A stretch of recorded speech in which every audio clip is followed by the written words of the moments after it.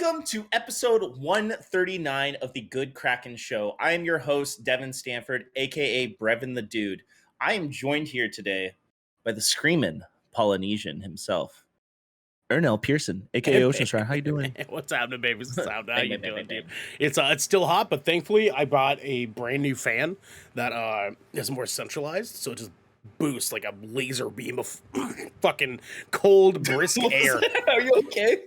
So I actually am coming off of a really weird cold that I got in the middle of last week. I'm sure Garrick remembers me talking a little bit about it during the final like gameplay stuff, but I got like a weird like throat like cold that like was there. It was present, but it wasn't enough to like tag me out. You know what I mean? It was just enough to like make it feel a little bit weird. And then it got up to my nose over the weekend. Had a little bit of a runny nose, and then I had to track vocals on Sunday, and I was like, I'm not stopping. So I went to it anyways. Probably not a good idea because a couple of times really hurt. Not a good idea on my plan, but I can relate as of recent because you remember I lost my voice for like a week from yeah, doing that's because you're vocals. fucking doing it wrong, you Jack. I told you, man. I told was you, trying man. new things. That's fair. That's fair. That's fair.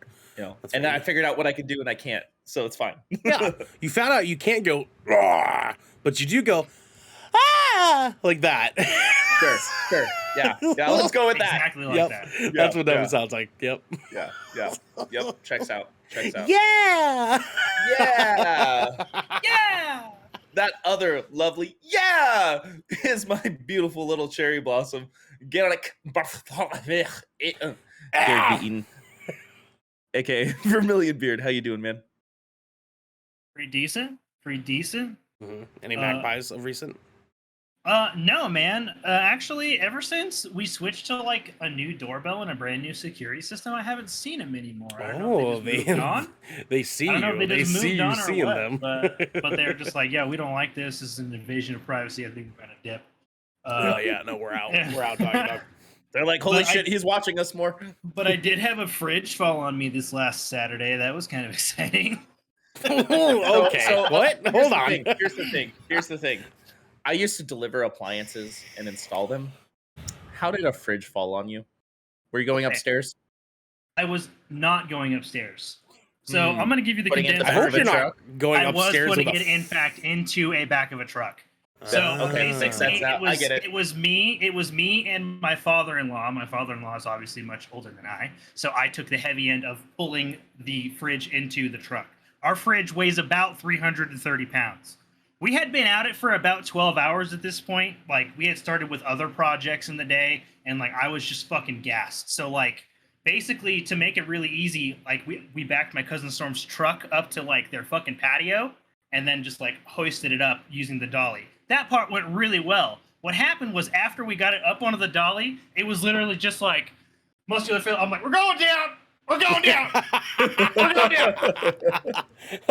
Oh God.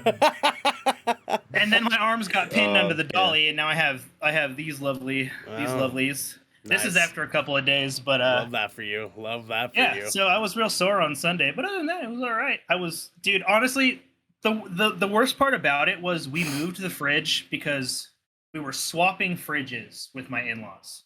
So they bought this fridge before they sold us the house, the one that we currently have. Okay. And then when they got their new house, they got a brand new fridge. Well, the fridge we have now has a drink tray. They really wanted that. I'm like, okay, whatever. I just want cold food. So like, let's just swap fridges. Sure. We swapped my fridge, only to find out that their fridge wouldn't fit into my house without taking the window off. So we had to bring my fridge back, and that's when it fell on me. And that. So what you're trying to basically, tell me? we moved fridges for nothing. Yeah, You for absolutely- literally it was all for nothing. you saw your life flash before your eyes for no reason. Nothing. No reason. Yep. Yeah. Fantastic. It's like Senua's sacrifice. It's Hellblade Senua's sacrifice, but her husband's still alive. Yeah, dude, the whole thing was so ridiculous. I wasn't even like mad about it, dude. I was just like, let's just wrap this up. It's like Tomb Raider. home. It's like Tomb Raider, but the tomb's actually just her bedroom. Exactly. It's like Tomb Raider, but the tomb's been raided. Yeah, it's Uncharted, but he knows exactly where he's going. It's charted. It's charted. Yeah, it's charted. It's on it's paper. charted. It's right there. It's right on paper. It better get. It's on a GPS. It's got that Garmin. You know, he's Yeah. out there Yep. with that Yep. satellite weekend. Garmin. That Garmin. He said that Garmin. He's got that motherfucking thing on him, dog. It's mounted. It's like mounted to the top of his dashboard, and it's like 4 Platinum inches edition. thick. Yeah, he's just taking his regular You street still car. have- you still have to 720p plug it- LCD you still have to screen. plug it into your computer to download like the latest map updates. Yeah, and it's got that really old like micro USB, the The fat micro one. USB before the Yep. micro USB. Yeah. Yep, that's it. That's the one. No. That's the one. Devin, what are we doing today, man? What are we talking We're about? not talking about micro USBs because today we are talking about the Star Wars mix-up, Adrian, and more video games and much, much more. Because this is the Good Kraken podcast, your choice for all the nerdy video game and pop media news, reviews, and discussions that you want to hear live every Tuesday at 7 p.m. and Saturday at 12 p.m. West Coast, Best Coast time. Here we go again. If you're riding this wave, you can head on over to our Discord, where you can submit questions and topics to the show, get exclusive content, and have early access before they go live on podcast and video services across the digital sea. Yarg. Nothing, Garrick? No, Nothing? he's just letting me do it. Let me do my thing. Why would I do it? He's already done it after every sentence. We don't need me here. Sure we do. Sure we So, do. let's break Give us it. a yard, Garrett. Give us a yard. Yarr. That's what I'm talking about. Let's go, baby. Let's go. But if you've emptied your pockets for the latest and greatest in entertainment, that is totally fine. You can watch us record the show live right here at twitch.tv/Good Kraken Show. If you have Amazon Prime, you also have Twitch Prime, and we would love for you to give that to us to help keep us pushing out content for all of you listening or watching at home. But you can also support us by going to our YouTube channel, clicking that beautiful bell and big red button, or by subscribing to our podcast channel by searching Good Kraken, ! And leaving a review there. Review. I unmuted you when I got done. I would have fucked you up all the way there, my man. I'm telling you. Good call. I would've Good call. all the way through. Yo, Garrick, we got some captain's orders. Do we now? Yeah. Yo, join our Discord. Hang out. It's tight. It's tight. No, we're getting all the things ready for y'all. We're getting all the things ready for y'all pretty soon here. We're gonna start hitting up everybody in our Discord every single time we have an episode that's going live. That is the GK podcast. And we're gonna be like, hey, this is what we're talking about tonight. Drop us your motherfucking questions. You know what I mean? Talk to us a little bit. What do you want us to talk about tonight? What about the subject? You got some input you want to put in? You know what I mean? Like, did you just find out that Michael Keaton's actually kind of an asshole, and so like they might not even come out with Michael Keaton Just kind of being Just kind of an Batman asshole? again? Because apparently we need an 8th Batman present in the DCEU. And you want us to talk about Michael Keaton again? Hit us up on our Discord. Say, hey, you guys even fucking like Michael Keaton? And we'll say yes, because he was very good as Vulture. Very good as Vulture. He's good Yes. Vulture. He's a good Vulture. He's a good Better actor. Vulture Yes. than he is Batman. Fucking great in the other guys, I'll tell you what. He's fucking Oh, great. yeah. Boys, don't go chasing waterfalls.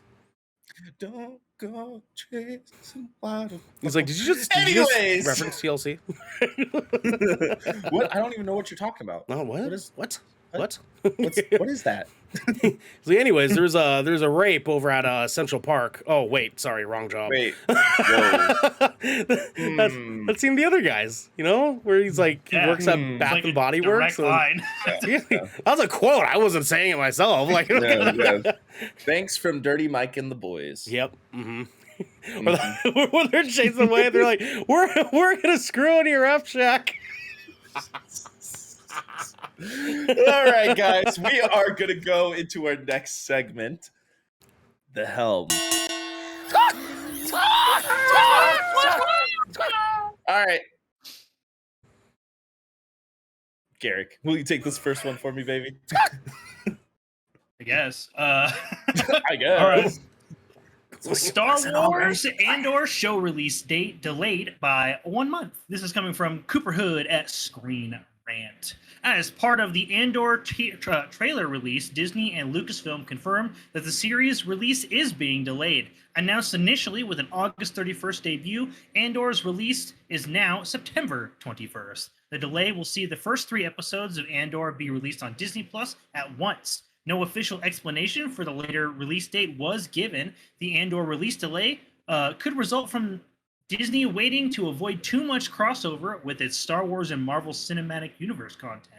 The month of June tested what it was like to have both major franchises releasing new episodes of live-action shows at the same time, as Obi-Wan Kenobi and Ms. Marvel released on the same day for a few weeks. This was one potential reason for Ms. Marvel's low viewership. Based on the original release date, Andor would potentially compete with She-Hulk for the first 7 weeks. Pushing the Star Wars series back gives them less overlap. This just seemed like it was a pretty, like, they're trying not to compete with themselves move. Like, it makes sense to me. I'm honestly surprised it took them this long, to be completely real with you. Like, I thought for a minute there they were just going to be like, yo, we did this once. No. But I guess it took them like 5 shows on each side to finally figure it out. It's like somebody was like, they were all sitting together in their little boardrooms, and like somebody was just kind of sitting there like blankly staring at the release dates for everything for this year, and they're like, wait a minute.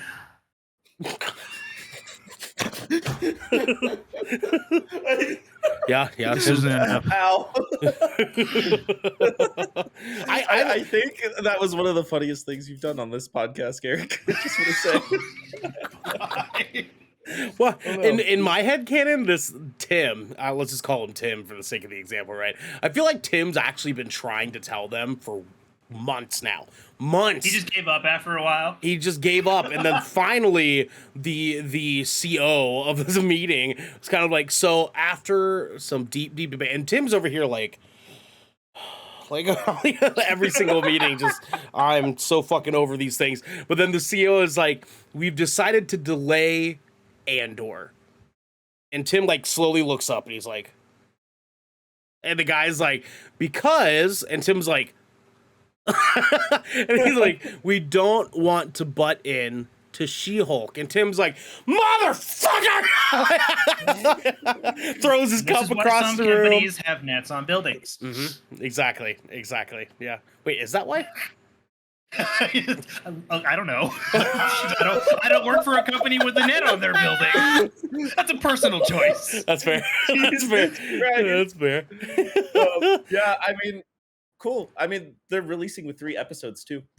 So, yeah, but we're gonna start with like a good bingeable amount of content, like a movie's worth of content. But say like if we're like comparing it to regular run times we've been getting, they've been about like the 48-minute mark. So that's 3 hours of Andor out the gate. I'm cool with there's gonna be technically 2.5. Yeah, sure. Okay, editorializing. There is a really like emotional reaction I had on this, just because of the feeling of like, fuck, one full night of Star Wars shit again. It feels like we're getting ready for a movie, right? Because it's like 3 hours. We were big fucking hyped when they announced 2 Obi-Wans are coming out in one night. I can't imagine how fucking stoked we're gonna be when 3 comes rolling around. We're like, oh, fucking watch along for 3 hours. Let's do it, boys. Yeah, we're gonna do it, and that might just have to be the Good Kraken experience that night. With that much content, maybe we'll see. We just do it. We do it. We can. Hey, that would be a good opportunity to do a sub-only launch party. There you go. Yeah, there you go. Yeah, I like it. And we'll put our cameras in Twitch and do a little reaction as we go. We can't do that. Speaking of reactions, though, Devin, what's going on over here with some other weird shit? Oh yeah. So Sylvester Stallone doubles down on Rocky ownership complaints over Drago spinoff. This is coming from Ryan Jajewski over at The Hollywood Reporter. Stallone, who wrote the screenplay for 1976 Oscar-winning Rocky, in which he starred as boxer Rocky Balboa, took to Instagram on Saturday to criticize Drago, the planned film that is being written about Robert Lawton, as first reported this week by The Wrap. Although Stallone did not directly name anyone in his latest post, his mention of a, quote, 94-year-old producer, end quote, is an apparent reference to Erwin Winkler, who is 91. Winkler. Not the bees! Oh, man. who is 91 and has a producing credit on all the films in the Rocky franchise, in addition to the subsequent Creed spin-offs. Quote, another heartbreaker. Just found this out. Once again, pathetic 94-year-old producer and his selfish, useless children are once again picking what is left off the bones of another wonderful character. Exclamation point, exclamation point. Stallone wrote about Drago. Quote, seriously, how do you weasels look in the mirror? Question mark, question mark, question mark. The star continued. I am sorry to the fans. I apologize to the fans. I never wanted Rocky to be exploited for this greed. Say Dot dot. Hashtag no shame. Hashtag sad day. Hashtag parasite. Quote, Drago is set to revisit Ivan Drago, portrayed by Dolph Lundgren in 1985's Rocky IV, and later in 2018's Creed II. Lundgren had previously teased a potential spin-off film in a November 2021 interview. So firstly, I'm like direly upset that Sylvester Stallone doesn't know how to properly use hashtags because all that shit's spaced out. Secondly, he is big time fucking boo boo butthurt about this fucking movie, dude. Yeah, I think it's hilarious. He went fucking personal, dog. Like pathetic 94-year-old producer and his selfish, useless children. Yeah, like, fuck. God, like he said, I'll beat your ass and your kids. Like, Jesus Christ, dude. Anyways, I'm actually really stoked about this movie because the Creed movies are really good. They're really fucking good, dude. Like, I'm excited for the new Creed movie that unfortunately just got delayed. But I'm excited for that to come out. Excited for this because the guy who plays as, I think he's Drago's son or like nephew or some shit like that. He plays a fucking good villain character for like a boxing movie. He does really, really good job. He's a whole ass snack also. But two, they just tell good fucking stories about Rocky characters, dude. I'm excited for it. Have you guys watched Creed yet? Like any of the Creed movies? No. I haven't. Just because I'm not a really big fan of like just the Rocky franchise all that much. That's fair. And if you're not into like boxing movies, then like it's probably not going to be for you. But Michael B. Jordan fucking kills it. He does a very good job. Jordan, and I loved Ali with Will Smith.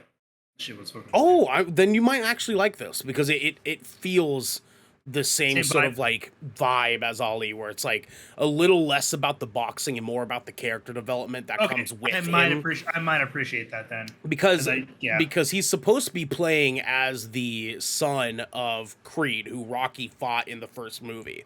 So it's just funny enough. He's the son of that guy, and now Rocky is training him to be effectively Rocky's replacement. So there's like a bunch of like prior history and stuff that's like really, really cool that honestly you don't even need to watch the original Rocky movies for it to make sense. They sort of cover all the bases for you like during the movie. But Michael B. Jordan, like, absolute ass in that Amazon Prime movie, but he kills it in this role. He does a really, really good job in this role. So if you guys are interested, definitely give it a shot. Check it out. Do you think he's just mad because he's not in this one? Or involved. Or involved in this? Because he was involved in Creed. Yeah. Oh, yeah. No, he very much was. And I wonder, like, how, like, they're gonna, like, does this mean that we're just gonna be getting solo Drago story? And, like we're not gonna get Creed anymore? We're not gonna get Rocky anymore? Look, it's just gonna be him fighting people? Like... And he can be, like... I'm sure he wrote the screenplay, but if he doesn't own the rights to the franchise, that's like part of business, right? Like you chose to go in this knowing that you didn't have full ownership. He gave his fucking rights away, dude. I mean, like you sold it. You sold it for money. Just go do Expendables 13 or whatever the fuck you're at now. Well, it's his fault for making a dumbass move. I mean, like, we saw Parkway Drive make the smartest fucking move that in musician history, where they were like, sure, we'll give you the royalties for all this other shit, but we're keeping the rights 100% to our documentary. And they made like $1.1 million off sales from that documentary movie. Yep. That's fucking smart. Why did Rocky sell his? Why did Sylvester sell his fucking shit, dude? Like, he should have kept it, man. He should have kept it. Or should have just kept, or he like should have just kept majority share. Like if you were gonna do it that way, like if it was gonna be like a group franchise. Like, do you think he like at least make it so he could stick around and be involved in the process, so he doesn't get fucking butt mad. Do you think that he did it because he didn't think it was gonna get popular? Dude, he probably did Rocky 3 and he was just like, all right, this shit's over. Like, let's I'm gonna go ahead and sell now. Over this shit. Yeah, that's a poor time of my life. Not realizing that 15, 20 years later is gonna be one of the biggest movies in fucking movie history, but sure. I know, dude, and he's made so many other fucking movies that have made like tons of money since then. I know, Expendables makes a lot of fucking money, dude. Yeah, I would That's like why I they said made more money than Rocky did at the time of release, as a matter of fact. Yep. Like Yep. Oh, fucking lot. Now, granted, you did a very good job picking the cast for that fucking movie, because that movie had every goddamn action hero we possibly could have wanted over the course of. The first one was really cool. The first one was like cool. really, really. It's bad, but it's cool. It was just a cool, total popcorn flick, right? Like you looked at the cast, and you're like, all right, I know what this is gonna be. Like right, exactly. That's totally fine. That's totally fine. Jason Statham and Arnold Schwarzenegger. Sylvester Stallone. You don't know me. You're right, I don't. Nah. Yeah, that's right. He's in it too. That's right. Expendables, nah. Expendables, Isandra. What killed the dinosaurs? The Ice Age. That's like my favorite line of like a movie ever, dog. I'm telling you. Speaking of terrible shit that's happened, Sony is already retiring Accolades, a PS5 launch feature. So Adele anchors range over at IGN. As reported by The Sixth Axis, sorry, I had to make sure I enunciated that correctly because that was a lot of sounds. Sony announced in a statement that they would be pulling the plug on the Accolades feature in the coming months because uptake has been low amongst PS5 users. Quote, in fall of 2022, the Accolades feature on PlayStation 5 will no longer be supported, the statement read. The feature hasn't seen the level of usage we anticipated, so we are refocusing our efforts. Excuse me, sorry, that distracted the shit out of me. We encourage the community to continue to send positive messages to one another, end quote. Accolades were initially introduced to foster a more positive gaming experience and bring the community together by encouraging players to send one of 3 accolades, helpful, welcoming, or good sport, to a fellow gamer based on their performance in an online multiplayer match. Players could then see how many accolades they had racked up by looking at their PSN profiles. Unfortunately, it looks as though those players weren't all that interested in the option. Do you guys think that would have been done better on Xbox? I feel like you would. I actually don't think people would use that feature, period, if I'm being completely honest. I think the gamer population at large, and y'all can come at me for this because I'm going to say it. I don't care if it's a hot take. Do it, baby. Do it. Like I genuinely feel that like the gamer population at large are like a pretty toxic bunch. Yes. Well, yeah, very much so. So which is why I understand, which is why they pushed for this feature, right? Because they were trying to like curb that by like incentivizing like good, not doo-doo behavior. But they like, look, I have met more 13-year-olds on Xbox that have had sex with my mother allegedly more times than my father ever had. I thought you were serious. According to them, right? Okay. I was like, hold up, you got some tea for us. Because like that's just what people do. Like, like especially if you're like, dude, especially if like you're thinking of like any competitive game and like you're not that great, or heaven forbid you're just on there to have fun. Right. People aren't nice. People aren't nice when they play video games. I don't know what it is about it, but people aren't nice. And so as much as I like the idea of like this feature, I don't think it would have gotten used regardless of the platform it was on. What about you, Devin? Are you in agreement? I feel like it was a very good idea. I do actually agree with you. I feel like it would have been used a lot more on Xbox than so on PlayStation, because I feel like Xbox has more features that are committed to the community through their dashboard versus Sure. PlayStation. And that is one thing that Xbox has been criticized on before, but I feel like it actually helps them a lot with like their community tabs and groups and all that kind of stuff. So I think this could Yeah, have but been you can integrated. filter all like it's all preference based. You can really customize like the Yeah. dashboard of your Xbox, like Yeah. and you can't on a PlayStation. Yeah, and Exactly, I feel yeah. like that's why it would be more utilized on Xbox, because people who I'll do own that. care That's about fair. that would have that on their dashboard. The Like, I option, probably have it on, right? yeah, Yeah. I probably Yeah. have it on my dashboard. You know what I mean? I probably do. like the idea. I mean, I never used it Yeah, because I mean, I would've used rarely it. played multiplayer Mhm. on my PlayStation, but I would have on Xbox, yeah, for sure. I mean, like Yeah. like my Xbox is kind of my multiplayer machine, honestly. Like unless the game has crossplay, then I'm gonna try to get it on my PS5. But like if it doesn't, like Mhm. 80% of the time, I'd say I'm playing games with you guys on my Xbox. So like Yeah. yeah, like I think Checks that out. that definitely fits. And honestly, like Devin, I think you're nailing it. I think the way Xbox markets itself is just way more fitted for something like this.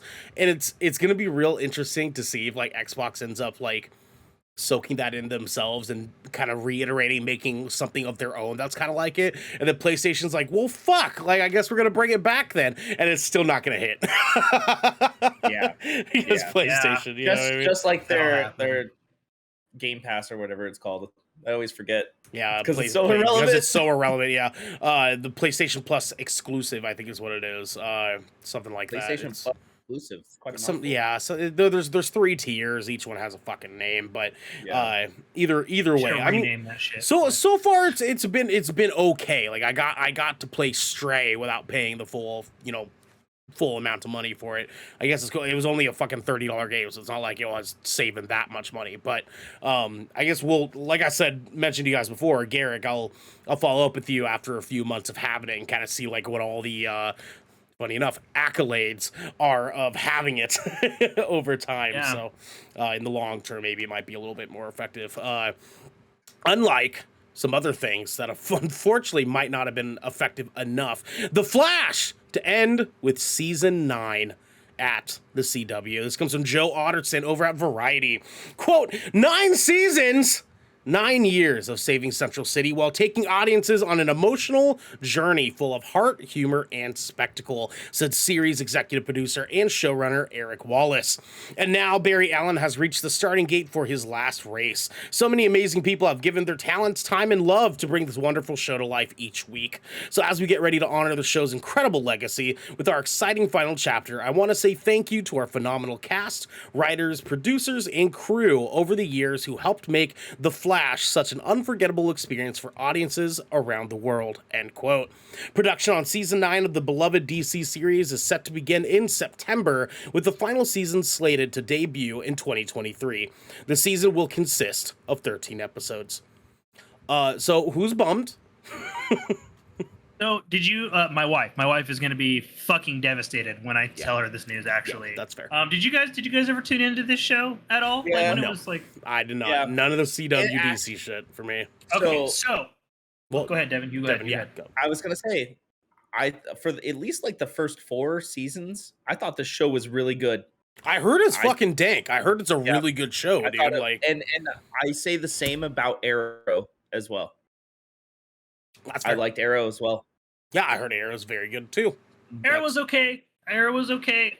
The Flash was look. I'm not shocked that it got 9. It even got as far as 9 seasons, which I still think is pretty impressive. 9 seasons isn't bad. Yeah. For a CW, But yeah, for a CW superhero show, run. right? But like Yeah. DC's like CW shows are actually they're better and more entertaining than some of their films, in my opinion. 100%. The only issue I had with this show, which is probably why it's coming to an end at this point, is Ernell, you should never watch this. Oh, Ever. But, all right, why? Why is that, Derek? Because every season, the supervillain is your least favorite trope of all time. So Every we have villain is a fucking speedster. So we It have is just what, an opposite. Negative Flash or whatever his name Yep, is. Literally just every speedster you can think of ends up being, and like it gets to like they do Flashpoint shit, and like more Flashes get involved, and there's like 3 different speedsters that are on Barry's side, and like it's just, but like the thing is it always comes down to speed. It's like, but like you're just like, all right, and so like that's why it's good for the first 4 seasons, because you literally you get through that 4th season, you're just, and then like they do it again, and you're just like, I don't need to know what they do season 5 because I'm pretty sure I've got it. The first season was Flash against Negative Flash, and the second season was Flash versus Sonic, and then the third season was Flash against Tom Cruise on a bus from the hit 1993 film Speed. Whoa. And excuse you, sir. That was Keanu Reeves. Yeah. Oh, you fucked up. My mistake. Yeah, sorry, Keanu. I'm sorry, Keanu. I'm sorry. Yeah. Listen, I know you're watching the show. Okay, I never mean to disrespect you. Top Gun's a really fucking good movie. It really is. It really fucking is, baby. It really was, actually. It's so are you surprising. guys gonna tune in this last season? Are you guys gonna watch it or? No. I will watch it vicariously through my wife because she will, and so I'm happy catching the snippets of it when I walk into the kitchen for snacks. Thanks. Sure. Thanks, CW. Because guess what? Because I'm pissed because they canceled my favorite CW superhero show, which was Black Lightning. Because Black Lightning was the shit. I heard it. I never really watched fucking it. Good. I heard it's fucking but it good. only got 3 seasons for some fucking reason, and it made me mad. Yeah. Which is I like Legends of Tomorrow a little bit too. Michael B. Jordan was the producer for Black Lightning, wasn't he? I do not know to the extent, but I do know he was involved. Okay. Because like he's working on some superhero DC stuff now, like on the low at the moment. Yeah, because there's some shit about Black Superman coming to be. Yes. I know Jaden Smith is working on Static X to some extent or another. Who knows where that's at? Ooh. That's gonna be fucking dope. I actually gotta say straight up, I would own him as Static X, even like I would. I would be day one for Static X, doggy dog. Let's go, dog. Do you think Static X is going to be a series or an actual movie? Oh, I hope it's a movie. That would make a movie real be good cool. movie, Movie be dude. cool. Oh, that'd be a fun origin story movie. Ooh. We just need more black superheroes. Goddamn, just, right? Mm-hmm. It's like, because like as far as like main protagonists, we really only have Black Panther at the moment, unless you count the Suicide Squad. Or like Cyborg, right? But they did Cyborg so See, dirty. but he got fucking did dirty. Mm-hmm. Yeah. Yeah. See, I mean, so Idris Elba is pretty. that's what I say. Bloodsport, yeah, like if you count the Suicide Squad. Yeah. He fucking kills it, figuratively and I literally. I really hope they do something with him again. Oh my god! Really If we bad. could you imagine him doing a cameo in the next season of Peacemaker? That'd be dope. They already got like major cameos in that fucking show. That's true. It's not far fetched. It's not far fetched. That ending was so good. I was so glad they did that. It's so good. So cool, dude. Yeah. So fucking tired of that rumor. Speaking of that, introduce Audrey to that movie. Yeah. Yeah, it was so good. That's so good shit, man. That's some good shit. I forgot how gory that movie was. Oh man, I know. I haven't given it a second rewatch yet because I know that like I'm worried it's not gonna hit as hard as it did the first time. Of what? The Suicide Squad? Dude, that was like my 4th time watching it. I have fucking watched that movie so many times, dude. I'm like scared. I'm scared it's not gonna hit. No, it holds up. It holds up. I promise. So, it's been a while since we it's watched so it. consistent. It's been okay. It's been a while. All right. Yeah. I think I've seen that movie like 6 or 7 times now. Like I literally I just watched it the other day. Because I'm dying to hear John Cena say one more time because it's fucking cool. He just was like, fuck. Dude, like it's just so many. Yeah, he's like, you're right. It's so good, dude. It's so good, but not as good as some sponsorship stuff. What's up? Yeah, not as good as some sponsorship. I was just about to say, but before we move on to our next segment, I want to remind everybody you can hang out with us in our Discord. Hit up our Discord, see what we got going on, ask us some questions, submit some topics to the shows. be a part of the community. That's the best place to find out what we're doing. We announce stuff every week. But until then, here's a word from our sponsors. This piece of good Kraken content is brought to you by Glide mousepads. The world is changing, and the demand for PC gaming and work from home setups has never been as wild as it is right now. Having the best of the best in PC accessories only makes it easier to get your work done before you jump right back into the fray of the digital sea. And Glide knows exactly how to make it happen for you. Glide mousepads is the future industry leader in mousepads, offering beautiful, smooth, and waterproof products made with eco-friendly materials and non-slip rubber in a variety of sizes that are guaranteed to help you get the next win. Is your battle rug just looking a little crusty? Is the mouse just not as smooth as it used to be? Or are you just looking to get rid of that ergonomic mousepad your grandma got you for Christmas? Well, then I think we have the mousepad for you. You can go to glidemousepads.com right now and use code Kraken for 15% off the Founders Edition mousepad in every size available. Again, that's code KRAKEN, Kraken, for 15% off any Founders Edition mousepads today. Our next sponsor is Rogue Energy. Late nights are pretty much commonplace for us content creators, and any of us here at GK can attest that sometimes you're just too damn tired to even think about how not to be tired anymore. Lucky for us, though, Rogue has figured out how to give us those late nights and even earlier mornings the supercharge we all need. Rogue Energy is a low-calorie, no-sugar energy formula that is the perfect alternative to sugar-filled canned energy drinks and sodas. Every formula Rogue Energy produces is designed with optimal levels of high-quality ingredients and no chalky textures. Being the only gaming drink company in the world with 4 unique product lines to suit your task at hand, Rogue Energy strives to improve that in-game performance of gamers, streamers, and content creators everywhere. Look, I love this stuff. I've got 2 tubs at home right now. Your boy is drinking on some caramel vanilla latte in the mornings and sipping on some mango pineapple throughout the day. And if you are wondering how you can get these 2 dope flavors, well, I'm gonna tell you. You can head over to rogueenergy.com and use code GKRAKEN for 10% off your purchase on any shaker or formula tub of your choosing. That is GKRAKEN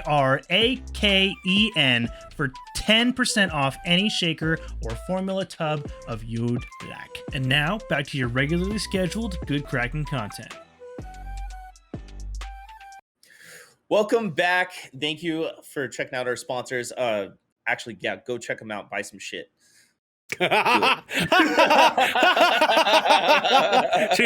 some shit. Buy some shit, y'all. Yo, we're moving into our next segment.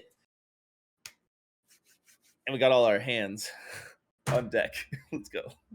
Thank you for giving me some time to work my way into it. I thought about it, I was like, yeah, dude, because the way you delivered it sounded like your brain stuttered for a second. You're just like, it's time. I think we did, because sometimes he's been like, now it's time, hands on deck. Fuck! Yeah. Shit! Devin, what's hands on deck? Yo, this is where each one of us picks a game or a movie or even a TV show or just something we really enjoyed in the entertainment media. And we let you know what we think about it. So with that being said, Garrick, what have you been playing and or watching? I have been on quite the watch binge lately. Same. It's hard to pick. Actually, you want to know? I'm actually might circle back on an older game that I recently am giving a second life. Recently, I decided to boot up and reinstall one Biomutant. Oh, okay. So I picked this game up. We're about a little over a year past its original release date at this point. This is a game from THQ Nordic, which is they did the Darksiders franchise, if you guys are familiar with that. Mm-hmm. Dude, so this is it's an interesting little game. So this was one of those games that was just all right, we're not going to do any DLC. We're going to design it with the best experience possible at launch, sort of thing. And they ended up adding some QOL stuff that I really enjoyed later on. But basically, the long story short is Biomutant is a post-apocalyptic kung fu fable where you play as an anthropomorphic animal, essentially, and basically is, but it's got like this almost childlike charisma to it, the way the game takes like its approach to like the world building and stuff. So the animals all speak this gibberish language that you as the player don't understand. So a narrator actually narrates everything that all of the players in gibberish say to you. So like, yeah, it's very different. And so like it'll talk gibberish and there'll be like a slight delay, and then like the narrator will be like, oh, he was saying such and such, and it's in third person. Like he's literally telling you, describing to you what the person said, like as a translator would. Okay. And okay. It's just very different. But like the animals refer to things like the past as like the once was, and like they refer to like weapons as like, you know, like metal scraps and like sheet wonders and like spiky doodads, and like it's very goofy in its presentation. And so and they use like a lot of like comic book effects in the combat, which I like that shit. Okay. It's very RPG hack and slash, but basically the world has ended. The humans left the planet, what little of them that could, and the mutations of the animals took over, and you play as this Ronin character who is trying to defeat these things called the World Eaters that are destroying this world tree. And there's like 6 tribes of different anthropomorphic animals that you can side with, and they all have very different moral agendas. Like the first 2 that you come in contact with, one of them is like, they're called the Jagni tribe, and they're basically like, oh, we're actually gonna not kill the World Eaters. Instead, we're gonna let the World Eaters kill the tree, and we're gonna kill all the tribes to unify them using force. And basically, the strongest survive, and that's their mentality. And then there's the Myriad tribe, which is the other one, who is just like, well, we believe in peace, but we believe in getting to peace through any means necessary, even if that means subjugating the other tribes to get there. That's what I like to hear. Let's go, baby. And so those are just 2 of the 6 tribes that you get to introduce, and you can either side with them or become enemies with them based off of like the things that you choose. But and like, so it's got like this very RPG. It's got a very light and dark sort of thing. Honestly, this is going to be a deep cut, and if you guys haven't heard of this movie, I apologize, but there's just this one random motherfucker is gonna like listen to this and be like, oh my god, I remember this film. But there was a film in the 90s called Warriors of Virtue. I fucking forgot about this movie, dude. Holy shit. Over my head. Holy Over my shit. head. That was Never like heard of it. Five Goes West ass like deep cut. God damn. It's like, yeah, it was a live action kung fu film with like anthropomorphic kangaroos. Yeah. Like, Holy shit, dude. Holy shit. That's like, oh my okay, god. that Wait, vibe I and do remember yeah, this. dude, unlocking core memories right now. Don't worry about it. I think I was So like this 5. game reminds me so much of that film in its energy. And so like, it's not necessarily the best out there, but it's like, it's got enough personality in its presentation that you kind of want to keep going, even if it's not like this revolutionary gameplay, right? Like it's like it's like the setting is so unique that you want to play, because like the gameplay itself, you're just like, all right, it's like a tried and true formula almost. But it's like a 7.5 game, like all day. Like it's good. Like it's just a good game. And Okay. the one thing I will say about this is like it is a full price game. Catch it on sale if it's something you're interested in. I will say that. Isn't it on Game Pass? I wish it was. It's actually getting an Xbox Series S, PlayStation 5 update this September. Oh shit. So, but it is available on all platforms, I do believe, excluding Nintendo Switch. Okay. But like, it's an interesting little story. Like, if you can cop it for like $40 or less, you should absolutely play it. Especially with like the next gen update, I might even venture to get it on my Xbox. One thing that's like really interesting that I personally love, because you don't see this, is it is the only game I have ever personally played on the PlayStation 4 Pro that has 60 FPS. Oh. Like legitimate 60 FPS. Oh shit. Okay. On the Pro. Okay. So like that's different, and you can set it so like it has a 30 FPS setting for quality, and like yes, like it like if your Pro is old like mine, occasionally it sounds like it's Boeing 747 taking off, and the frame rates do dip. But for the most part, it's still really pleasant to play in that 60 FPS, and like it's not like so. I felt like that was just so unique because it is Unreal Engine 4, so it still looks good. Okay. It's just that was the only game I've ever seen like a legitimate like 60 FPS feature on the PlayStation 4 Pro. So yeah, Biomutant, y'all. I like it. Okay. All right. Devin?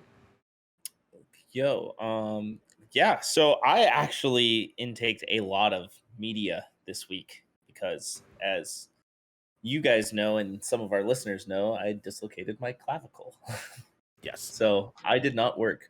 I watched a whole ton of movies. I will start with saying that I finally beat Jedi Fallen Order. Yes, Oh, you yeah. did. I was there Yep. for that one. Let's go, baby. Finally Yeah. saw the big reveal. Let's go. Yeah, you saw me rock that final fight without Yeah. dying. Yeah, dude. Well, the Vader fight you handled very well, but like you first tried what's her face, the second sister. Second Like, sister. yeah. I was like, oh shit, that took me like 8 tries to fucking get That's- through her, dude. I did not, but I also played the whole game on Jedi Master, so I don't Yeah. feel bad. I just played it on the normal. I forgot. Which is normal. fine. I did on my new game plus. I literally put it on the fucking story mode. I just like let's just cruise through it. Right. Yeah, but like I was surprised. You could ask her now. I was like, shit, fuck, shit. How'd you I feel was about like, the all ending? over Do you like where it's I headed liked for the it. sequel? I do. I see like where Jedi Survivor is starting out, like because it was like that same scenery and everything, Mhm. you know. So I just wish it was longer. I wasn't done. Oh, You know, wow. Okay. I was Go- not done. Go back and do the collectible stuff. It's super enjoyable now that there's no story Yeah. to worry about. Yeah, I might, but I have so many other games I'm gonna beat. And I Fair. need to beat. Yeah. So I think I'm just gonna move on. Yeah, I actually already uninstalled it on my Xbox because I was like, next one. Totally Beat fair. it. You Next got one. what you need. I've done it. But fantastic game. Not quite a 10 out of 10. But I'd give it like a good like 8.5. A good Okay. 8.5. That's Yeah, fair. really solid Star Wars story. Like I said, I just wish it was a little bit longer. Like, give me like 3 more hours. You know? Yeah. Okay, that's fair. Yeah. But I watched a ton of movies. Give us one. Give us one you want to talk about. But I'm going to highlight the most important movie because it goes up into probably the top 2 movies I've seen this year. Oh. One being Nope, and the other one being Everything Everywhere All at Let's Once. fucking Yes, we can finally go, talk Devin. about Let's it. go. Yeah. Inside Oh the my bagel. god, dude. Give it to me. What did you think? Okay.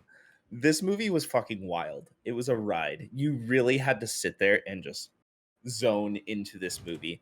And like when you're watching it, it just feels like a kung fu like fantasy epic. No, I wouldn't even like really touch sci-fi that much. There was like a small sci-fi element, but it felt way more fantasy driven than anything. The main concept of this movie is people being able to get abilities of themselves through multiverse, right? Yes.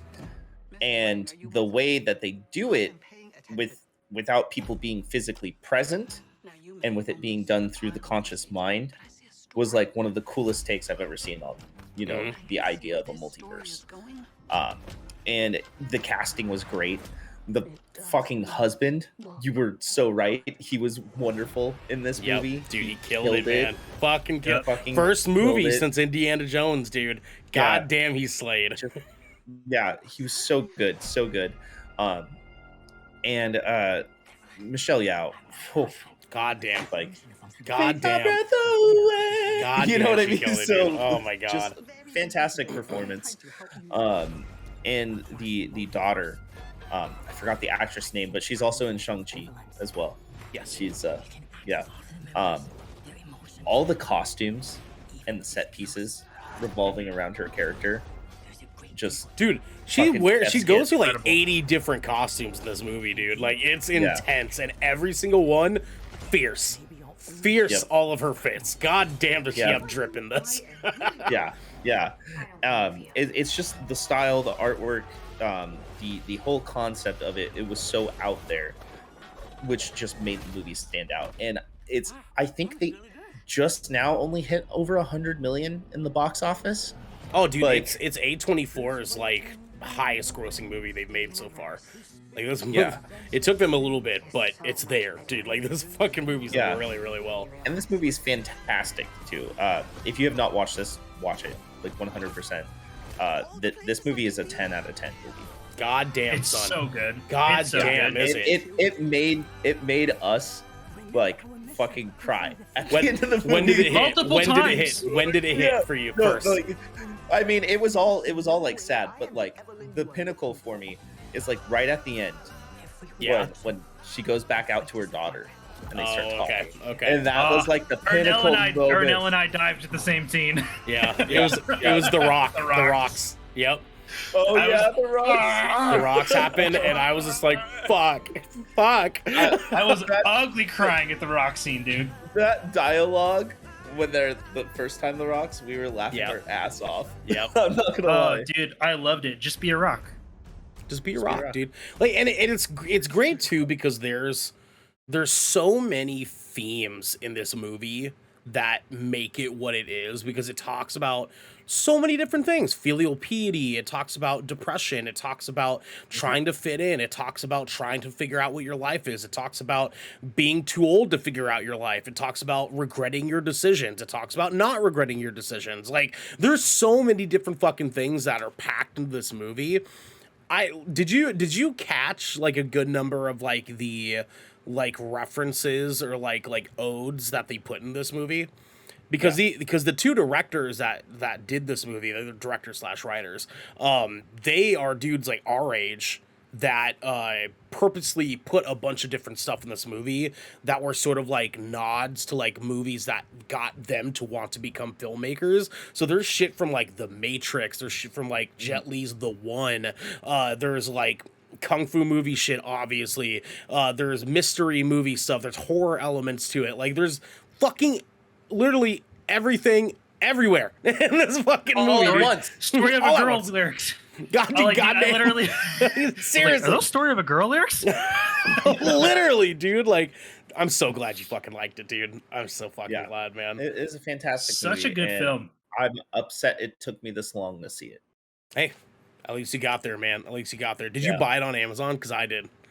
No, it went straight through the Microsoft store. Ah, okay. See, Yeah.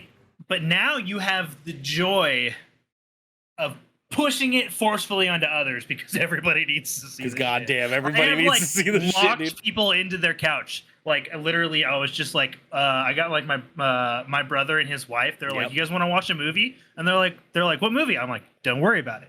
I'm like, Yep. "Do you want to watch a movie?" And they're like, "Yes." And I was like, "Okay." And then I put it on, and then I took the remote, and I was Yep. just like, "Sit, watch, Yep. enjoy." Sit, Sit, and watch. fucking buckle your seatbelts, motherfucker. I'm telling you. Yeah. I got my mom, I got my sister, I got my other sister, I got my daughter. I got like everyone out of this goddamn movie, dude. I'm so fucking. I've seen people that don't like this movie, and it blows my fucking mind. I'm like, are you like? Is don't there get- something I'm missing here What's that not like? to like? Like to suck? Yeah. Like Jesus, dude. Like wait. As the great Shorzy once said, "Fucking loser." exactly. So dumb. Exactly. So So dumb. dumb. So dumb. Dude, that makes me happy. That makes me happy. Well, Yeah. I watched a couple things this week myself. One I'm going to talk about just kind of briefly. And that was a show called The Most Hated Man on the Internet. Oh, I haven't watched So- this yet. This is a 3-episode docuseries on Netflix all about Hunter Moore, the man who created Is Anyone Up? And I don't know if you gentlemen remember Is Anyone Oh, Up? I remember this. We do. Yeah. I remember this. I'm pretty sure you gentlemen know what Anyone Up is. This show documents the entire history of Is Anyone Up being created by Hunter Moore, what it did, motherfucker. And the fall of Hunter Moore in the end days of Is Anyone Up and after Is Anyone Up got officially taken down, and what happened to Hunter Moore. And it's sort of just like follows a story of like one of the first girls who got posted onto it, and her mother just basically maximum Karen, just level 99 Karen Hunter Moore into the fucking ground. And it is a very, very impressive docuseries. Like, they sort of cover all the bases, and it was kind of a weird, like, out of body experience watching this, because like I vividly remember the Is Anyone Up days. Oh, dude. Oh, me too. And go ahead, Garrett, go ahead. I have memories of like, I have like such a vivid memory of the first time like the site was introduced to me. I was literally with friends, like we were crowded around a PC, and they're like, "Hey, I'm gonna show you some shit," and you're like, and they're like, and then it's just like everybody's like exes, Yeah. and like he was showing people that like we knew, and I'm like, bruh. Yeah. Mm-hmm. Well, and the thing is, so for any of our listeners at home who don't know what Is Anyone Up was or is, I guess technically you could say, Hunter Moore created this website as a revenge porn website where people could submit naked photos of whomever they wanted to this website, and Hunter Moore would post it for his audience to shit all over whoever got posted. And that was the intent. The intent was to eradicate this person that got posted on here unwillingly. It was not consensual. It was super fucked up. And for anyone that does remember, the part of me that was like having this really weird, like secondary out of body experience from this was mostly because I was on Twitter in the days of early Is Anyone Up. And for anyone who, along with me, Garrick, was there for that, remembers what this crowd of fucking animals were on Twitter back then. Because it was the family was another planet. The biggest, like, just absurd, gross, disgusting group of human beings that were just rampant on fucking Twitter doing the dumbest shit for Hunter Moore. Like 100%. So like, just as in case you do, obviously you might go watch the series, but like I'm sure they probably fit this line in there somewhere. But he's like literally on record calling himself a professional life ruiner. Yep. Yeah, they talk about that. They talk about the history of a no butthole, no care. They talk about that. They talk about, actually, they have people on the show who were once upon a time victims of Hunter Moore at one point or another. So there's a number of women that were victimized by this piece of shit.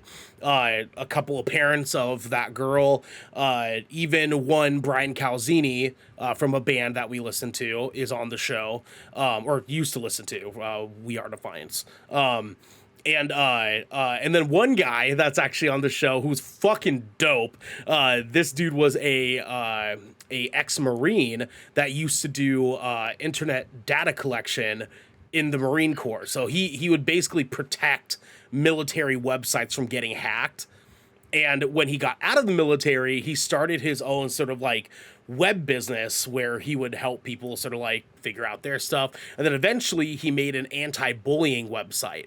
And the entire show, he talks about how when he first found out about Is Anyone Up, he made it his life goal to shut that website down and to ruin Hunter Moore's life. And I was like, bravo for you, King, dude. Dude, it took like a questionably long time for that like site a year, to get dropped. like over a year. No, dude, I think 8 it was years. Like, it was like 8 years. No, it was up for a long time, bro. Almost a decade. Yeah. It started in 2010, technically. It didn't get taken down until like 2016, technically. Like, it was a long time before it finally got taken down. I think 2015 is when like it started, like that's when they started really like hammering down on the website to get it removed. Yeah. That was like when they started to really dig into like Hunter Moore and like all of his crap. Yeah. Dude, it was around for a long time. And one of the sketchiest thing is like none of this shit was vetted. Nobody's age, information, nothing. He tried to say that it was, but it wasn't. No, dude, it wasn't. There So was some fucked shit. up. It was fucked up. So fucked up. So if Yeah. anyone was around here for that era and you're interested in seeing the downfall of this massive fucking giant donkey dick that absolutely deserved to be in fucking jail, and thankfully he still is, go watch the Stalking series. It's very interesting to see sort of like the pieces that were all involved in the fall of Hunter Moore, because fuck Hunter Moore. Fuck that guy. Fuck that guy. Fuck that guy. Now, on a slightly lighter note, I watched another show that's actually brand new, just came out this past weekend on Netflix, and it's a limited series, so it's only 6 episodes long, and each episode is about 30 to 35 minutes, and it is called Keep Breathing. Ooh, And I saw the thumbnail for this. yes, so this is about a woman named Liv, who is a lawyer. And she, in the beginning of the show, is trying to get her way to northern Canada. She doesn't explain why. She just says, I really need to get here. And her flight gets canceled. So in the process of getting her flight canceled, she sees 2 guys that are taking a charter plane, finds out they're going to Northern California, and offers them $1,000 each to take her with them. On the way there, the plane crashes. And she's the only survivor. So she's at this lake in northern Canada where nobody knows where they are because they took this random charter flight, and she has to use whatever she can to just try to survive and try to get out one way or another. The really interesting part about this show is that it is way less about her surviving and more about her sort of like facing her demons throughout the course of the show. So she's sort of, her time by herself is forcing her to look in the mirror and kind of realize that she's been sort of fucked up her entire life, and she's jaded and she's sort of self-indulgent and she keeps everybody at arm's length, and she's time and time again just like made people feel really shitty. And it's because, and they dive into this, when she was very young, her mother didn't give a shit about her. And her dad had to raise her by himself, basically. And so there's this whole, like, slew of flashbacks throughout the course of the show where it shows, like, her doing something to survive, her doing something to take care of herself, and then it shows a flashback in moments that she's sort of, like, in her own to kind of, like, be left to her own devices. And it shows, like, a section of her childhood or a section of a date with this guy that she was starting to date, and she was like, I'm not interested. And like, so it sort of like talks about this moment with her sort of like discovering, like, I've kind of been a piece of shit for a really long time, and because of such, she's telling herself, I don't know if I deserve to survive this. And so there's a whole dialogue that goes around the show. It's super interesting stuff. Just be prepared. I'm letting people know this now because it got some very questionable reviews because a lot of people were very off-put by the fact that it wasn't really as much of a survival show as they were hoping it would be. Like, it is. Like it is a survival. Is it like a It's like almost like a psychological thriller sort of. It's take? Or is it like? It's definitely. Or is it? It's or is definitely it more just like Swiss Army Man introspective. No, it's definitely like in the aspect of what you would think of just like a raw survival movie, but it's more of a drama. It's like a melodrama, and it has a lot of open air that happens, and a lot of the flashbacks, because the flashbacks are more important than the actual surviving side of this, the flashbacks sort of like become a deeper part of the show. Like it looks like you're more so kind of like watching this sort of like life piece about this character sort of flash before your eyes, and you're sort of putting pieces together that are like way out of chronological order. So you're trying to put the things together, and then to alleviate it, it is her finding out how to light a fire with someone's broken glasses and money, basically. And then it'll go back to a flashback, and then it goes back to her surviving, and then back to a flashback. So it is literally a character piece. It's about her, and her for like every aspect, and far less about the survival. So when you look at it from the aspect of this is more of a drama than a survival, then it's good. But if you're expecting just a raw survivor story, it's not here. That's not what this is, which is super interesting because they kind of market it as such, but it's really not. It's really fucking not.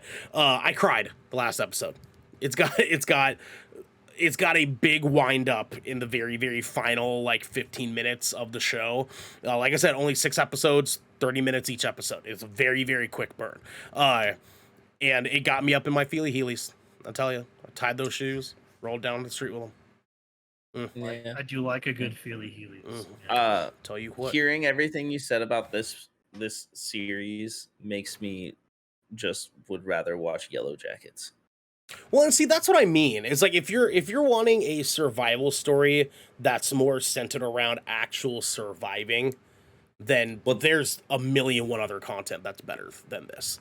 That show does the same thing too with the flashbacks and seeing like Right. you know it has those characters already dealing this sounds like a watered down version of that show. Almost. Yeah, I mean it's more of like singular character version of Yellow Jackets. Yeah, for sure. Yeah. Without any of the like action that Yellow Jackets has. Without any of that stuff that Yellow Jackets has. That first 5 minutes of that first episode. God damn, son. God damn, I'll tell you. When I saw that, I was like, whoa. Whoa. But anyways, that's what I watched this week, boys. That's what I watched this week. What do we got next, Evan? Yo. Protect your shoulders because we're going into the Catwoman. Dust that shoulder off. It's doing better. I mean, I'm not wearing a sling right now. You know? I see. I see. Okay. But we're not talking about slings. Goddamn. Because tonight we're talking about our most anticipated games for the rest of 2022. Woo! We got 3 each. Yep. You know, least to most. We're going to go roundtable style. Doesn't matter on release dates. It's everything that's slated for this year right now. There's some obvious ones that are still slated for this year on the calendar. I do want to say that have been delayed. So do keep that in mind. Yes. But Garrick, why don't you start us off with your least anticipated game? Well, least most. The lower end of my most anticipated list. Yeah. You know, there was some important context I left out. That's okay.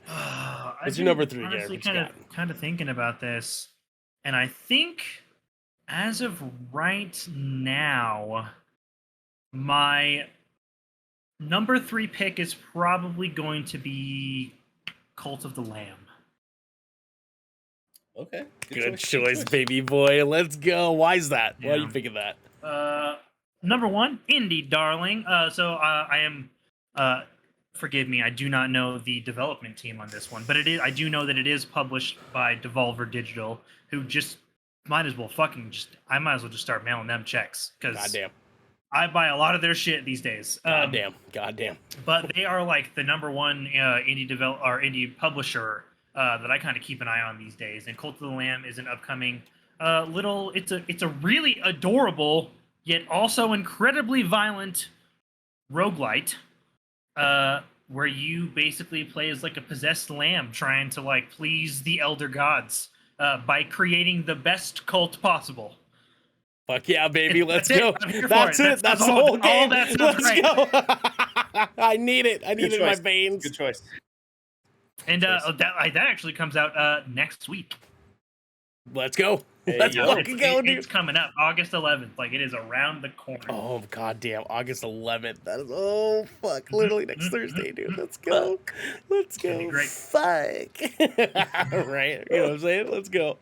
Oh, shit. All right. Ernell, what about you? My man. I gotta tell you, boys, there's a lot of good games coming out for the rest of this year. There's a lot of really, really fucking good games. But one game I gotta make sure I bring up first. Ladies and gentlemen, this might be a weird fucking take. This might be a weird, odd take. You might say, Ernell, why are you doing this to us? Okay? And my reason is, fuck you. You know what I mean? Because The Last of Us Part 1 is taking my fucking wallet. All right? Last of Us Part 1 is taking my goddamn wallet. Here's the deal, okay? Please note, this is the same guy who was just like, did anybody ask for this? Nobody asked for it. Nobody fucking asked for it. And they're taking my money anyways. Let's fucking go, baby. Because I saw what it's looking like. I saw those photos. I saw those screenshots. And it's looking... The trailer? Did you see the comparison trailer? Yeah. Yeah. It was like the 10-minute one? Was it Doggy good? dog. I'm telling you, man. I'm telling. Listen, it's gonna give me a reason to replay Last of Us Part 2 again. So, like, That's fair. I any do reason enjoy, to play I that do again. enjoy those kinds of You need excuses. to play that game and beat it. I think I'm gonna start it over though.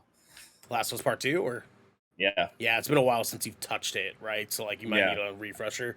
I'm literally in it just because I want to see it in the same graphics as The Last of Us Part 2, and I want to play them back to back and like get that full experience and like because of the additions that they're making to it, like I'm really excited to see the updated graphics. Obviously, I want to see if they added the same sort of gameplay, like action mechanics that they have in The Last of Us Part 2, because there's a lot that's in The Last of Us Part 2 that's not in Part 1. As far as like Ellie, for example, in The Last of Us Part 2, you can straight up tackle somebody and stab them 4 times and then crawl off their body and keep running. And you couldn't do that in the original Last of Us Part 1. So like, I'm interested to see if they add that into it. I'm really interested to see what sort of settings they put in for disabled folks, because I'm seeing, based off of one Steve Saylor, the blind gamer, that there's a fuck ton of accessibility options in this that got them awards in The Last of Us Part 2 that they're also now putting in this rehash of the game. And honestly, take my money, Naughty Dog. I am down for that. Devin, what's your number 3, my man? My number 3 is going to be a little game. Well, not really little, but Arc Raiders. I was hoping one of us would mention this game. God damn. Devin, what's up with Arc Raiders, dog? So Arc Raiders is a new free-to-play cooperative third-person shooter I forgot game. it's free to play. Let's go. Yeah. And it is also full cross-play as well. So you can be on PC, Xbox, or PlayStation and play this game with your friends. And you can be right here at twitch.tv/Kraken show for splash damage when that game comes out. Let's go. We will be playing. Yep. God damn. Yeah, we will be playing the shit out of this game. This game is comprised of a new team. It's called Embark Studios. It is being published by Nexon, and it is on Unreal Engine 5. The team are ex-developers from DICE who worked on the Battlefield franchise, specifically Battlefield 3 and 4, and also worked on Star Wars Battlefront 1 and 2. Yes, sir. So that is the type of team that is at the helm. Those are pretty highly coveted games. If I remember correctly, this is their first game. Arc Raiders, this is their first game ever. I also remember, too, that they have some developers that used to be a part of The Division as well. I think so.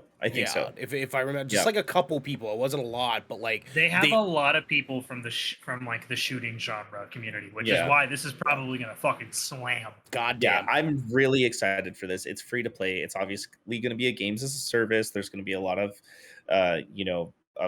those types of things. I'm Watch really us hoping sink, baby. Watch us get addicted, dog. Let's I go. know. Watch us all get Founders Editions on day one. God damn. Our new Destiny, dude. We're going to get Stan for this game. It looks like the concept of Destiny with the gameplay of Battlefront mixed with War of the Worlds. Mm-hmm. Yes. Mm-hmm. And it's open world. And it's open Actually, world. let me get rid of Destiny and just say Division, Battlefront, War of the Worlds. Yes. That feels, with the sci-fi aspect, that feels a little bit more online. Yeah. God damn. Yeah. Oh. I'm excited. But yeah. No release date yet. But we're told this holiday season is the rumor for the release. Yep. They haven't really posted much on their socials, but there also hasn't been anything to the contrary at this point. I think we're kind of closing in, so yeah, I think they've like said something along the lines, don't worry, this is still happening, guys. Yeah, the recent article that was like, we haven't been saying a lot, we're in line, but we're on track. Like, we're there. Yes, we're gonna hit this. So fuck, it's gonna be a good game. I'm so excited for that, dude. It's gonna be so good. It's gonna be so good. Garrick, what was your number 2, my guy? All right, this is where we get to start making split decisions. My number 2, damn. I think I'm probably gonna have to go with Scorn. Oh, Nice. I didn't had that on realize my you were list. that stoked on that. Okay, I had all that right. on my list too. Yeah. Dude, it's just as much as I'm super hyped for the Callisto Protocol, I can't overlook the Geiger influence. Like that is a big fucking deal to me. And like it is so rare that I have gotten to see a game that so unabashedly uses his influence. They're like so much to this, like it is almost copyright infringement. People like they are pushing it. Teetering. Like, yeah. Oh, and because of that, it's probably going to be like this really dark, gritty thing. And I am all for a good horror FPS. I eat that shit up. And the fact that this has like that mechanical body horror thing, which I also love, body horror, I'm super into. Like I want to see like we haven't really got like a ton of gameplay from this because it only really recently got like its first major announcement. But it's actually coming around the corner like really quick. I want to say October is when its release date is slated. October 21st. So like that's coming up, and I think that is going to be just a smasher of like like just before Halloween hit, dude. I'm fully intent on like headphones on Halloween night, just blazing through that game. And on Game Pass. And on Game Pass. Game Pass day one. Mm-hmm. Mm-hmm. So my number 2, boys, I had trouble with. I had two different games that I was going back and forth with all day today. All day. What the fuck's gonna be my number 2? I thought it could be Modern Warfare 2. It could be. But it's not. I'm stoked for Modern Warfare 2 because I really want that campaign in my hands. Oh boy. And I saw some gameplay from the raid mission in the last Modern Warfare, and it made me really itching for this new campaign, doggy dog. Let's go. Like, let's fucking go. But instead, gentlemen, I am excited for Callisto Protocol. Let's fucking go. Because this game, is gonna be so good. It's gonna be so good, dude. Give me that Dead Space that we've been itching for so long, right? Just give it to me. Just give it to me. Let me be horrified. Let me play it in the room in my darkness, just in a diaper. Just in a diaper so I can just eject any physical. I want enough DNA in that diaper to film 8 seasons of Law and Order SVU. That's what I want by the end of the first night, all right? That was a fucking sentence, bro. Okay. I had to process that shit. Okay. That's what I was like, I'm not gonna lie, I like zoned out for like 2 seconds, and then you said that, and I was like, whoa. Maybe bad timing. Maybe bad timing. Sorry. Dude, sorry. Okay, Ernell, do you think should I just go straight into Callisto Protocol, or should I play Dead Space before it comes out? Yo, go straight into Callisto Protocol, dog. Yeah. Okay. Just go straight into it. Yeah. But I've never played Dead Space. Since you have some time, play Dead Space 2. It's on Game Pass. Not the first one? Play 2. Interesting.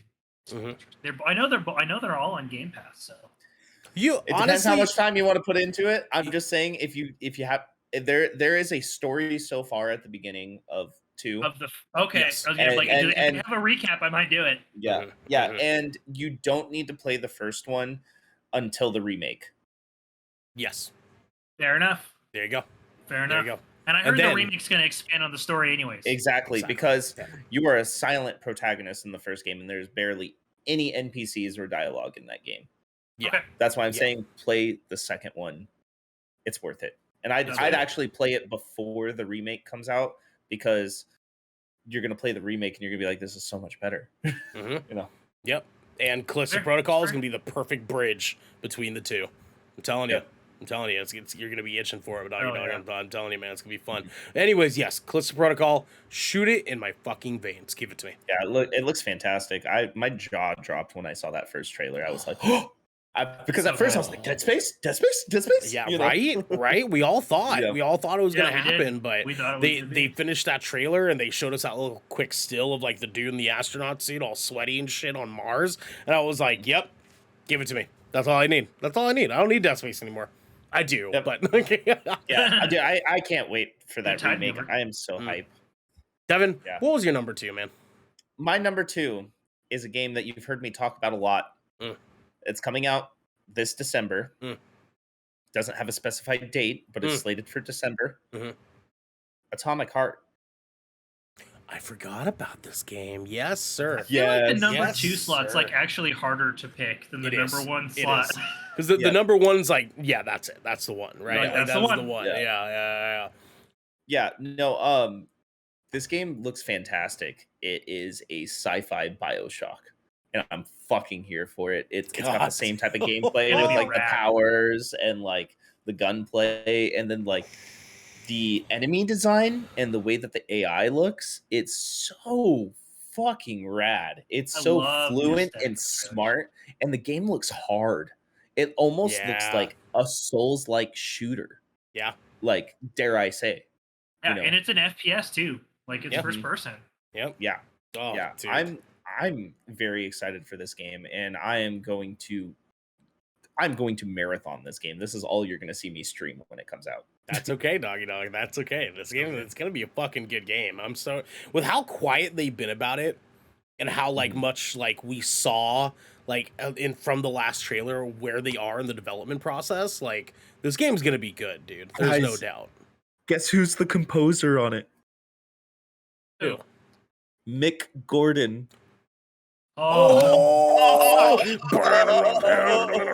so you know, that shit's gonna be so metal. It's gonna be so good, dude. Oh, So he's fuck getting me. 11. God damn, it's gonna be If good. you weren't excited about this game yet, you should already be excited about this game now. Real, dude. Just with Absolutely. the fact of Mick Gordon, composing this. Absolutely. Garrick, number one. Let's do it, doggy dog. Gentlemen, we're here. Let's talk about it. What's our most anticipated games for the rest of this year? Garrick, go. So, mine actually might not be what you think. Because I had a very shitty opinion of this game when it was first announced. I straight up I said it was gonna fail. I thought it was gonna fail so hard I counterpicked it on our draft. But my opinion has been shifted off of a 15-minute gameplay trailer that I have watched so many fucking times, guys. Okay. I get news for this game daily. Oh, I have shit. a raging clue for Hogwarts Legacy, dude. Of course. Yeah. Of course you do. Like, Yep. I don't know what it is. It's just ever since I saw that gameplay trailer they released, I was just like, this looks fun. This looks immersive. This looks lore accurate. And God bless that development team because they have done a great job being like distancing themselves from the shitty legacy that is J.K. Rowling. Fuck turfs. Fuck turfs. And like, Fuck and turfs. that alone Turfs. has really interested what I'm doing because the story of Hogwarts Legacy is like legitimately about like cultural and like differences and like being accepted. Yeah. Like right. that's like it's in a big and it's through the lens of the wizarding world with like through I believe the goblins. Like the goblin and the wizard community like are at a clash. Okay. And that's like the center of the story. And so like it's I'm super interested to see what they do with it. It's open world. Combat looks skill based and in depth. Being able to explore like the Hogwarts grounds is going to be incredible. And just the graphics and like the way Hogsmeade Village and like the character selection, the fact that you are still have like a student schedule, you're going to classes, like you're getting like the immersive Hogwarts experience. And I'm not even like a huge Harry Potter fan. Like I'm not. I will be the person to tell you that my favorite Harry Potter film is Fantastic Beasts and Where to Find Them because I liked that they used the magic a lot in that movie, and that's fucking it. Yeah. Like that's the whole reason it's my favorite. And like, and I see that same sort of tone and energy in this. Like it's got like a more adult presence than like the books do, and I'm just really, really curious to see what it does. And I hope it's everything that it looks like it's gonna be. I sure hope. And I sure hope they find some kind of magical way to not let J.K. Rowling get money for it. But yeah, dude, fucking fuck her. Like I don't want her to see a dime from it. Goddamn. God damn. Everybody pirate Hogwarts. I'm just saying. Yep, just saying. Just kidding. No, do it. Well, I mean, yeah, it's WB Studios. They can take the hit. Yeah, exactly. Can they? Yeah, I know, that's fair. That's also fair too. Yeah, that's fair too. That's fair. Yeah, fuck turfs. Fuck turfs. My number one game, gentlemen. You probably We already Obviously. know. God of know War it is. Ragnarok, baby. Let's fucking go. Oh boy, oh fucking boy. I saw that trailer and I was like, I need it and I need it now. God damn. You can see me holding Mjolnir in no time. I don't even think I really need an explanation here. We get a follow up to Kratos and Atreus. You know what I'm saying? Dude, it's enough. It's Well, enough. Like mean- I'm you pumped mean- for that fucking game. I really feel am. like if you didn't play this game by now, and the second one's coming out. Don't do that. Don't do that. Okay. It's gonna be really tight to play as Loki. Let's fucking go, man. Let's fucking go, man. If you haven't played 2018 God of War yet, you fucking need to, okay? Figure God it damn out. it. Figure it out, pal. Figure it out. Yeah. Fucking loser. Fucking loser. No. In case we have any new people, by the way, we're quitting Shoresy when we say that. So just to let all yes. y'all at home know. And we've been doing that for So weeks. dumb. Settle down. Settle down. God of War is God of War is amazing. God of War is unbelievable. I need some water after that. Holy So shit. God of War Ragnarok, man, I'm telling you, dude, like this, like if it is even a smidgen holding it up to the last God of War that we got, this is gonna potentially be another fucking game of the year reward for them, dude. Like this, Yeah. God, dude, this game is gonna be fucking incredible. Just seeing the trailers, it looks fucking incredible. Knowing what they're gonna be doing in the game now with the plot is fucking incredible. We get all 9 realms, fucking awesome. You're gonna get better armor, better weapon upgrades, better relationship building with Atreus and Kratos. We're gonna get better relationship stories between Freya and Kratos, because that whole fucking dynamic at the end of the game. There's so much to be had in this follow-up that's super ambitious. And there's not a piece of me that doubts it's going to be fucking banger. Give me God of War Ragnarok. It's going to be so good. Devin, what's your number one, baby boy? Let's go. Well, I think you guys will all agree with this being a very, very anticipated game for y'all. But I'm going to go with a game that's being developed by a studio we know as Ninja Theory. Senua's Saga Hellblade 2. Let's fucking go, baby. Let's fucking go. Oh, yeah. Do I really need to say more than look at the water? Look at the water. That was like, the trailer for that shit was film quality. Like, Oh my it was god, so dude. good. We were so fucking stone quiet for a majority of that trailer where we were just like, what is happening right now? Like, are we watching a trailer? Like, I remember us freaking the fuck out with how good it looked, dude. Like, Just package that and make it into an animated series. I'd watch it. damn, son. And the fact that was all in-game footage when they announced that too, it was like alpha in-game footage. I was speechless. So one thing that's really cool about this game is they actually went all over Iceland and actually captured sceneries and locations with very specific, I think they were called 12K scenic cameras. And they got a map of all of Iceland and they put that into the game and translated all kind of like what Forza Horizon 5 did. Yeah. They used like some of that same like satellite imaging technology mixed with the cameras to get that layout and that very realistic environment look. So that alone has me excited because it's going to be a new game that is utilizing the software and technology that all of us have been investing into as well. So that's one thing that I'm super pumped about because it's a completely new engine with the way that they're doing that.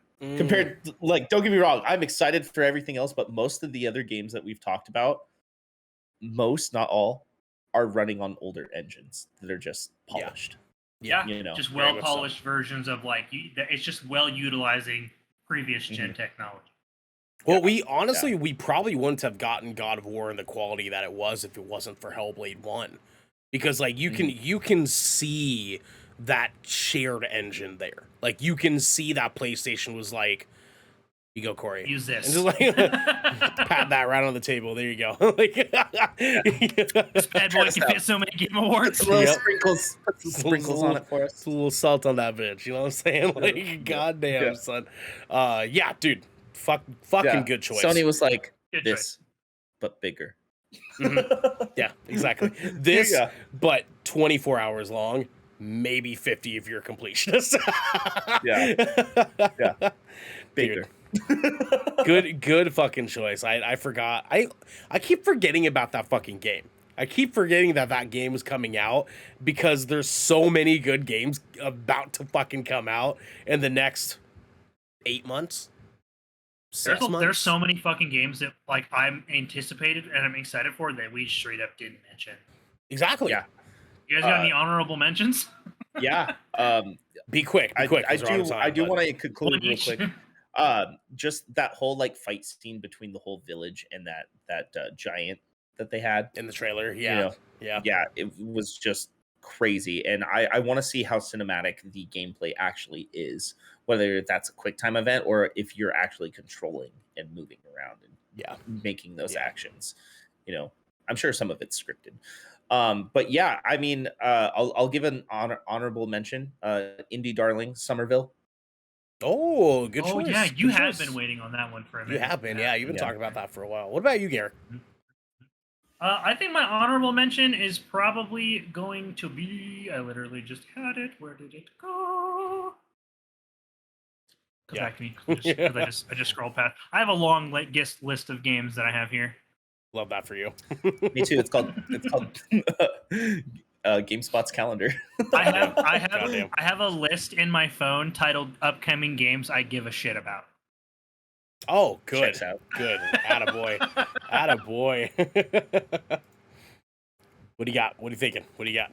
Honestly, probably Gotham Knights. I think I'm like low-key kind of hyped for that now. Me too. Okay. It's like a cautious hype because like of the kind of game that it is. Like there's still plenty of room to screw it up, I think. But if they do it right, I think it could be kind of cool and could contend or be like our next sort of Arkham series, which might be kind of neat. I do like that it's multiplayer too, and that we can play as different characters. They have talked about even implementing 4-player co-op in the future. They've heard that the community wants that already. Cool. I like it. I like Nightwing. How about you, or no? Mine is going to have to be a Plague Tale Requiem. Ooh, I forgot about that.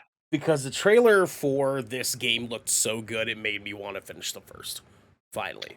Like Great. I saw it and I was like, fuck, I really want to play this first game again. I really got to finish this goddamn game. Enough so because Requiem comes out on October 18th. I might, in my Ocean Shrine story time, might pick this up again because like I've been so interested in this game since the first one came out.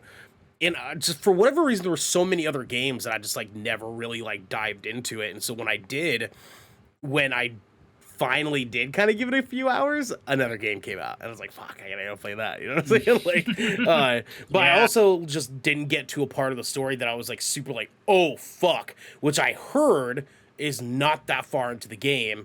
And I just need that moment. I just need to get to that. I just need to invest a few hours, get to that moment, and have it sell me, and then I'll be along for the ride for the rest of the time. Mm-hmm. So you guys catch me doing that here pretty soon. But hell yeah. I do want to note every single game that I had on my list got mentioned. Love that for you, King. Love that for you, dog. You're on the right page. Good choice. Good choice, guys. You want another good choice though, Devin. Our schedule for the rest of this week, baby. Let's go. Tell the people. Absolutely. Tomorrow at 7 p.m. West Coast, Best Coast time, your very own Garrett Bartholomew. My lovely little cherry blossom here will be doing another episode of the Vermilion Voyages, and he will be playing Monster Hunter Sunbreak. So that's right here, twitch.tv/Good Kraken Show. Let's go. 7 p.m. Thursday, we have a Shipwreck Show live recording going on. Again, same thing, 7 p.m. West Coast, Best Coast time. Join our Discord. Be a subscriber. Submit questions. Submit topics. Be a part of the conversation. Viva La Poncho. Thank you, dude. We appreciate you so much. Thank you. Also, first time chatter. Thank you. We appreciate it. Thanks for hanging out with us this whole time. You've been the best. Thank you so much. Friday, we'll be doing another episode of our Splash Damage multiplayer series. Well, we are going to be playing the very anticipated Multiverses game. There's going to be quite a few GK crew. I'm pretty sure like almost everybody is going to be around that. Just about. It's us three. Yeah. It is a homeboy. I think Xander's playing. I'm not sure, but I think there's a lot of people. This is Warner Brothers Multiverses. It's pretty much Smash Brothers with all Warner Brothers like associated IPs. Be there, hang out. Yep. All right, with the biz. Thank you, baby. We appreciate you, baby. Thank you so much, dude. Saturday, we're going to be doing another episode of the GK podcast, and we're actually going to be talking about our most anticipated movies for the rest of 2022. That'll be live right here, 12 p.m. West Coast, Best Coast time. Guys, pop into our Discord. Let us know what your most anticipated games are for the rest of 2022. Tell us what you like about them. Tell us what you like about what we talked about. Be a part of the conversation. Let us know in the comments. But for now, this has been the Good Kraken Podcast, your choice for all the nerdy video game and pop media news, reviews, and discussions that you wanted to hear live every Tuesday at 7 p.m. and Saturday at 12 p.m. right here at twitch.tv/Good Kraken Show. If you're riding this wave, you can head on over to our Discord where you can submit questions and topics to the show, get exclusive content, and have early access before they go live on podcast and video services across the digital sea. Yarg. You can also support us by going to our YouTube channel, clicking that beautiful bell and big red button, or by subscribing to our podcast channel by searching Good Kraken, ! And leaving a review there. We got to get going, but until next time. So dumb. Fucking loser. Play Callisto Protocol. Jesus Christ, play that goddamn. Bye, guys.